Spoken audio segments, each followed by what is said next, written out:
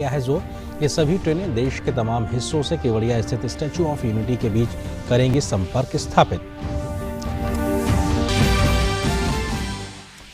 गृह मंत्री अमित शाह कर्नाटक के 2 दिवसीय दौरे पर आज बागलकोट जिले में करेंगे एथेनॉल परियोजना की शुरुआत। गृह मंत्री शाम को बेलगावी में एक रैली को करेंगे संबोधित। 51वें इफ्फी फिल्म महोत्सव में विश्वजीत चटर्जी को किया गया Indian personality of the year पुरस्कार से सम्मानित। इस साल बांग्लादेश है फोकस देश। महान फिल्मकार सत्यजीत रे को उनके जन्मशती के मौके पर समारोह में दी जाएगी श्रद्धांजलि। सूचना प्रसारण मंत्री प्रकाश जावड़ेकर ने गोवा में की महोत्सव की शुरुआत।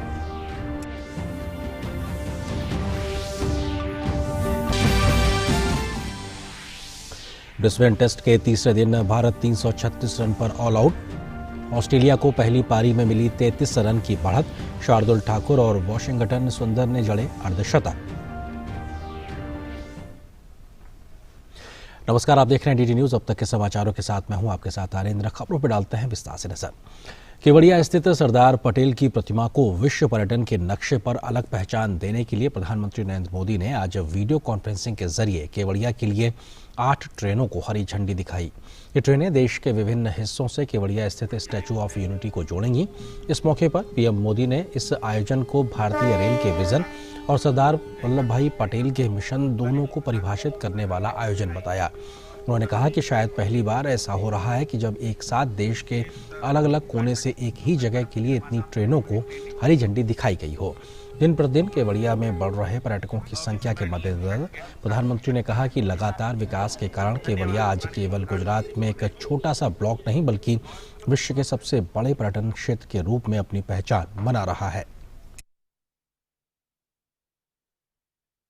आज केवड़िया गुजरात के सुदूर इलाके में बसा एक छोटा सा ब्लॉक नहीं रह गया है, बल्कि केवड़िया विश्व के सबसे बड़े टूरिस्ट डेस्टिनेशन के रूप में आज उभर रहा है। स्टैच्यू ऑफ यूनिटी देखने के लिए अब स्टैच्यू ऑफ लिबर्टी से भी ज्यादा टूरिस्ट पहुंचने लगे हैं। अपने लोकार्पण के बाद करीब करीब 50 लाख लोग स्टैच्यू ऑफ यूनिटी को देखने आ चुके हैं। कोरोना में महीनों तक सब कुछ बंद रहने के बाद अब एक बार फिर केवड़िया में आने वाले टूरिस्टों की संख्या तेजी से बढ़ रही है। एक सर्वे में अनुमान लगाया गया है कि जैसे जैसे कनेक्टिविटी बढ़ रही है, भविष्य में हर रोज 1 लाख तक लोग केवड़िया आने लगेंगे। प्रधानमंत्री ने कहा कि इस रेल संपर्क से पर्यटन के क्षेत्र में तो विकास होगा ही, साथ ही ये केवड़िया के आदिवासी लोगों का जीवन बदलने में भी मदद करेगी। इससे लोगों को रोजगार और स्वरोजगार के नए अवसर भी मिलने शुरू होंगे।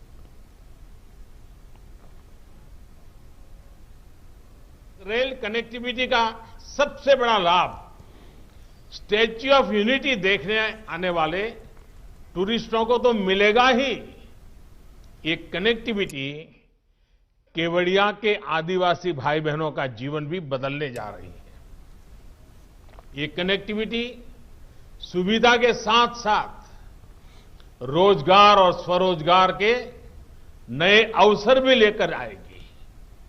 ये रेल लाइन मां नर्मदा के तट पर बसे कर्नाली, पोइचा और गरुड़ेश्वर जैसे आस्था से जुड़े महत्वपूर्ण स्थानों को भी कनेक्ट करेगी। स्टैच्यू ऑफ यूनिटी और सरदार सरोवर बांध, जूलॉजिकल पार्क और जंगल सफारी जैसे तमाम पर्यटन के केंद्रों का जिक्र करते हुए प्रधानमंत्री ने इस रेल संपर्क को स्थापित करने में रेलवे की आधुनिक सोच और तकनीक की मदद से चुनौतियों का सामना करने की रेलवे की सोच की सराहना भी की। बीते सालों में देश में रेलवे के पूरे तंत्र में व्यापक बदलाव करने के लिए काम किया। ये काम सिर्फ बजट बढ़ाना, घटाना, नई ट्रेनों की घोषणाएं करना यहां तक सीमित नहीं रहा। ये परिवर्तन अनेक मोर्चों पर एक साथ हुआ है। मौसम ने, कोरोना की महामारी ने, अनेक प्रकार की बाधाएं आई, लेकिन रिकॉर्ड समय में इसका काम पूरा किया गया। और जिस नई निर्माण टेक्नोलॉजी का इस्तेमाल अब रेलवे कर रही है, उसने इसमें बहुत मदद की। इस दौरान ट्रैक से लेकर पुलों के निर्माण तक नई तकनीक पर फोकस किया गया। प्रधानमंत्री ने कहा कि कुछ ही वर्षों में केवड़िया का कायाकल्प हो गया है। यहां कई इंतजाम किए गए हैं। कुछ ही वर्षों में केवड़िया का कायाकल्प हो चुका है।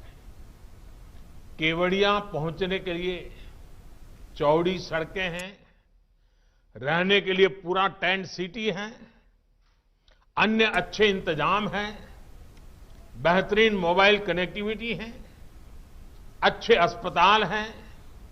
कुछ दिन पहले सी प्लेन की सुविधा शुरू हुई है और आज देश के इतने सारे रेल रूट से केवड़िया एक साथ जुड़ गया है। ये शहर एक तरह से कंप्लीट फैमिली पैकेज के रूप में सेवाएं दे रहा है। वहीं अपने संबोधन से पहले प्रधानमंत्री ने Dabhoi Chandod broad gauge railway line, Chandod Kevadia नई ब्रॉडगेज रेलवे लाइन, नव विद्युतीकृत प्रतापनगर केवड़िया खंड की और दाभोई जंक्शन चंदोद तथा केवड़िया में नए स्टेशनों की इमारतों का भी उद्घाटन किया। इन इमारतों के डिजाइन में स्थानीय विशिष्टताओं का समावेश किया गया है और आधुनिक यात्री सुविधाएं भी दी गई हैं। इस मौके पर केंद्रीय रेल मंत्री पीयूष गोयल ने कहा कि सरदार पटेल ने देश को जोड़ने का काम किया, तो वहीं रेलवे सरदार पटेल की प्रतिमा को देश से जोड़ने का काम कर रही है। साथ ही उन्होंने कहा कि रेल संपर्क स्थापित होने के बाद केवड़िया क्षेत्र में रोजगार का सृजन होगा।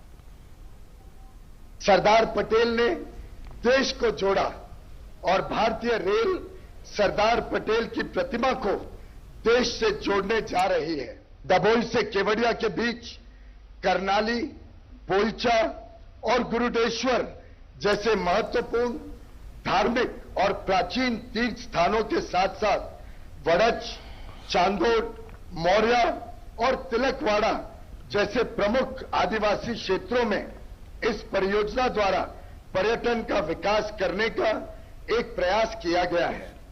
इसके साथ ही रोजगार और व्यापार के नए अवसर उपलब्ध होंगे। देशव्यापी कोविड-19 टीकाकरण के पहले दिन का आयोजन बेहद सफल रहा। देश भर में 3,352 सत्रों में 1,91,181 लोगों को कोविड का टीका लगाया गया। वहीं 3,429 अन्य लाभार्थियों को रक्षा संस्थाओं में कोविड का टीका दिया गया। गौरतलब है कि टीकाकरण स्थलों पर करीब 16,755 कर्मी सक्रिय रहे।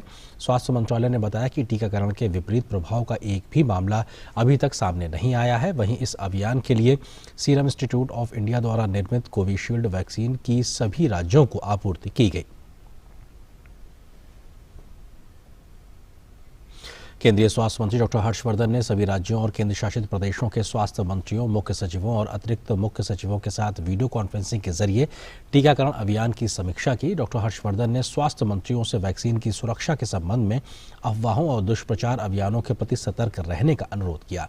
उन्होंने मृतकों और गलत सूचनाओं का सामना करने के लिए प्रभावी रणनीति बनाने और सही जानकारी का प्रसार करने के लिए सभी संचार माध्यमों का उपयोग करने का आग्रह किया।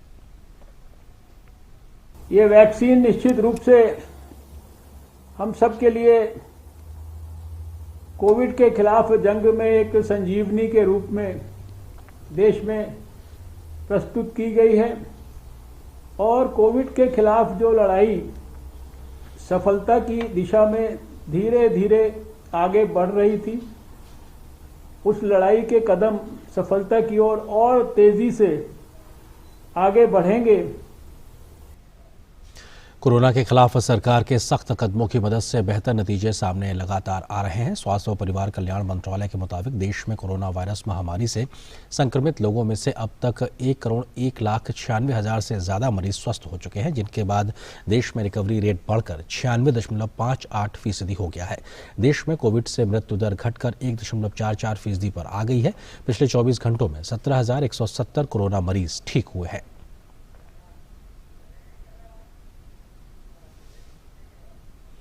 केंद्रीय गृह मंत्री अमित शाह कर्नाटक दौरे के दूसरे दिन आज बागलकोट जिले में स्थित एक चीनी मिल में एथेनॉल प्रोजेक्ट का उद्घाटन करेंगे।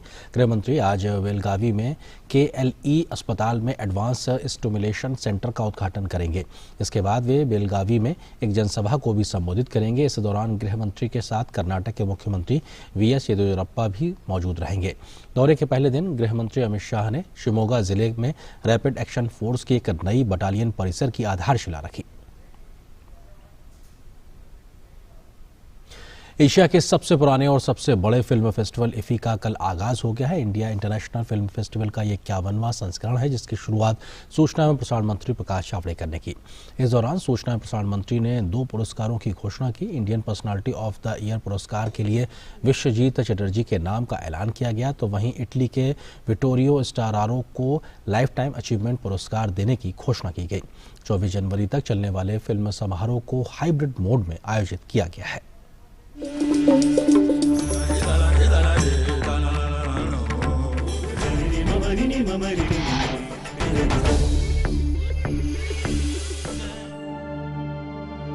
और इसी के साथ एशिया के सबसे बड़े और पुराने फिल्म फेस्टिवल का शानदार आगाज हो गया।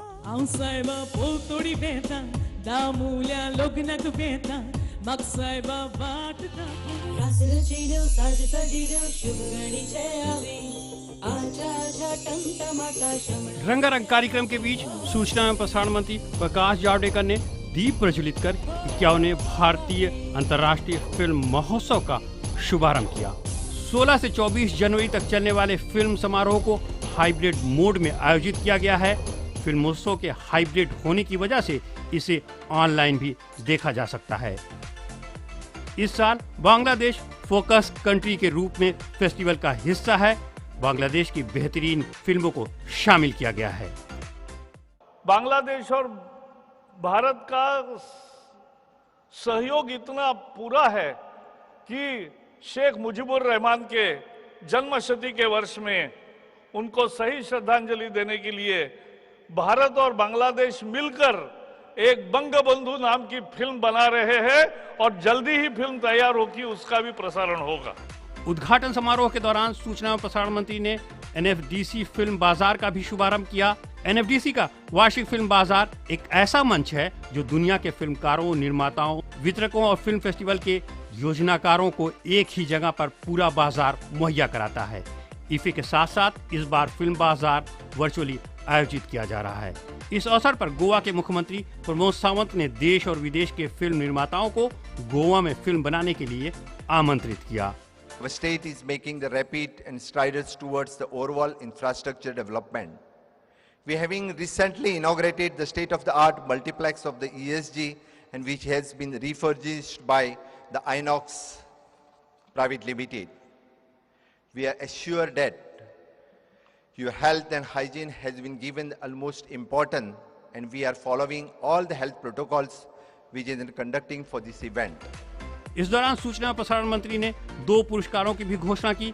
Indian personality of the year पुरस्कार के लिए विश्वजीत चटर्जी के नाम का ऐलान किया। वहीं इटली के विटोरियो स्टारारो को लाइफ टाइम अचीवमेंट पुरस्कार देने की घोषणा की गई।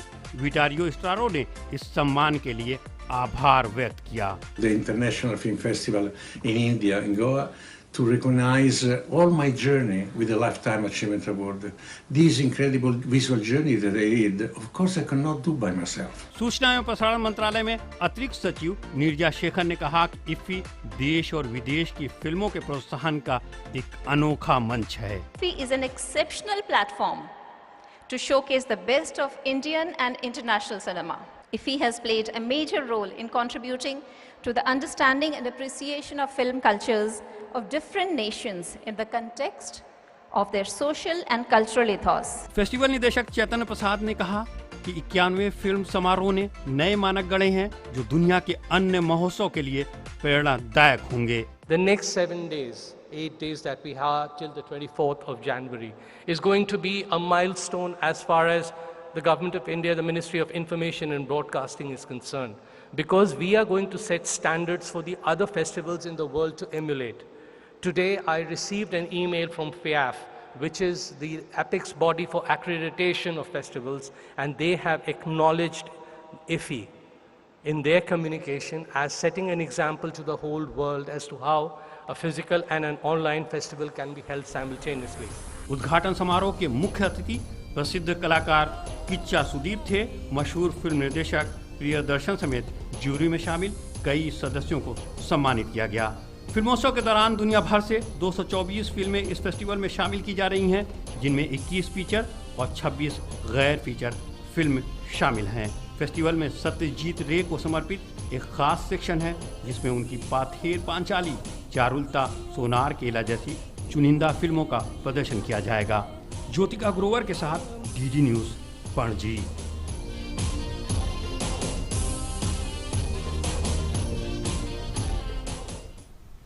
और समाचारों में आगे बढ़ने से पहले फिलहाल एक छोटे से ब्रेक के लिए रुकते हैं।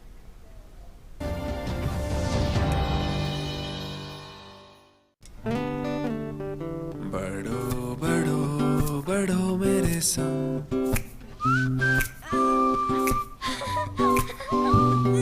बढ़ो बढ़ो बढ़ो मेरे संग, बढ़ो बढ़ो बढ़ो बढ़ो।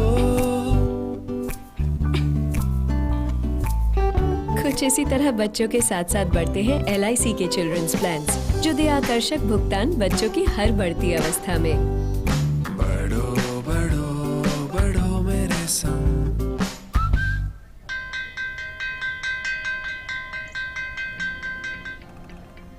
पहला अक्षर अ रट लो तो व से एक विद्वान होगा, पक्की होगी बुनियादें तो ह से हिंदुस्तान होगा।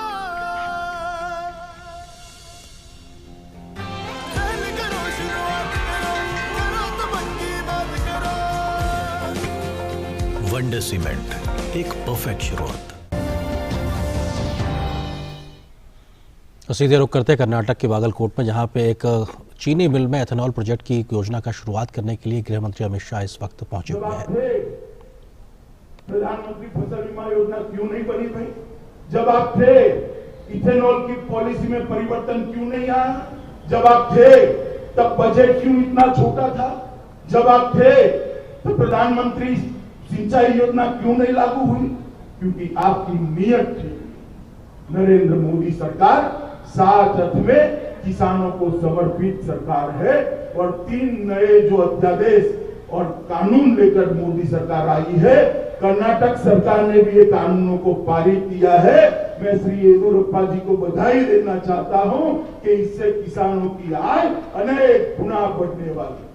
अब कोई किसान मजबूर नहीं है कि एक ही जगह पे अपना उपज बेचे। अपने क्रॉप को वो ग्लोबल और पूरे भारतवर्ष के मार्केट में बेच सकता है। मोदी जी ने ढेर सारे और भी काम किए, औद्योगिक विकास से लेकर, इरिगेशन से लेकर और देश की सुरक्षा को सुनिश्चित करना। और मैं आपको बताना चाहता हूं मित्रों, कश्मीर के अंदर धारा 370 और 35 है। 70 साल से किसी की हिम्मत नहीं लगती थी कश्मीर में धारा 370 हटाने की। आपने मोदी जी को प्रधानमंत्री बनाया। 5 अगस्त 2019 को मोदी जी ने कश्मीर से धारा 370 और 35 को समाप्त कर कश्मीर को हमेशा के लिए भारत के साथ जोड़ने का काम कर दिया है। और आज वहां पर चुनाव भी हो चुके, शांति से खून का एक कतरा बहाए बगैर चुनाव हुए हैं और कश्मीर हमेशा के लिए हमारा। मोदी जी ने ढेर सारे काम किए हैं। मैं आज बागलकोट की पावन धरती पर आप लोगों के बीच में आया हूं, तब मैं भाई मुकेश निरानी को तो शुभकामनाएं देता भी हूं, मगर आप सबसे ये भी कहने आया हूं कि आपका आशीर्वाद भारतीय जनता पार्टी पर, हमारे नेता और देश के प्रधानमंत्री नरेंद्र मोदी पर जिस प्रकार से बना है उसी प्रकार का बना रहे और मोदी जी के नेतृत्व में हम आत्मनिर्भर भारत की रचना करने की दिशा में आगे बढ़े। यही बात कर मेरी बात को समाप्त करता हूं। मेरे साथ फिर से एक बार दोनों हाथ उठाइए और आत्मनिर्भर भारत के निर्णय का, संकल्प का मुट्ठी पीछे और प्रचंड आवाज से बोले भारत माता की, भारत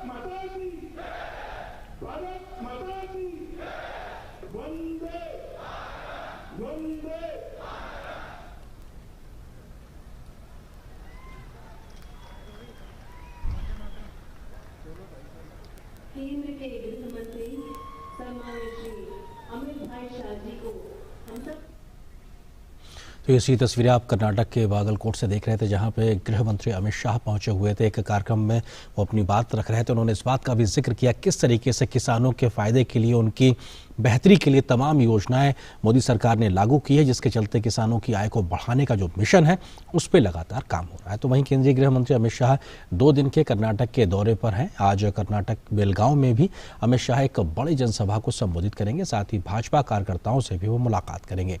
हमारे संवाददाता राजेश राज रैली स्थल पर पहुंचे, उसका उन्होंने जायजा लिया। गृहमंत्री अमित शाह 2 दिनों के कर्नाटका दौरे पर हैं। शनिवार को जहां उन्होंने कर्नाटका में कई कार्यक्रम में शिरकत किया, वहीं रविवार को वो बेलगाम पहुंच रहे हैं और यहां पर एक जनसभा को वो संबोधित करेंगे। मेडिकल कॉलेज में एक परियोजना का वो शुभारंभ भी करेंगे और वहीं बेलगाम जो है वो पूर्व केंद्रीय राज्य मंत्री, रेल राज्य मंत्री सुरेश अंगड़ी की कंस्टिट्यूएंसी है, जिनकी पिछले दिनों जो है पिछले साल मौत हो गई थी। उनके निधन से रिक्त जो सीट है बेलगाम संसदीय क्षेत्र, वहां पर उपचुनाव भी होना है और इसके लिए ये माना जा रहा है कि गृहमंत्री अमित शाह की ये जो आज रैली होनी है, इसको बेहद अहम माना जा रहा है। वो कार्यकर्ताओं की बैठक को भी यहाँ पर संबोधित करेंगे और ऐसा समझा जा रहा है कि 2:30 बजे के बाद गृहमंत्री यहां पर तशरीफ लाएंगे और एक विशाल जनसभा को संबोधित करेंगे और उसके बाद बीजेपी के कार्यकर्ताओं के साथ उनकी एक बैठक भी होनी है, जिसको भी काफी अहम माना जा रहा है। कैमरामैन जयशंकर के साथ बेलगाम कर्नाटका से मैं राजेश राज, डीडी न्यूज के लिए। केंद्रीय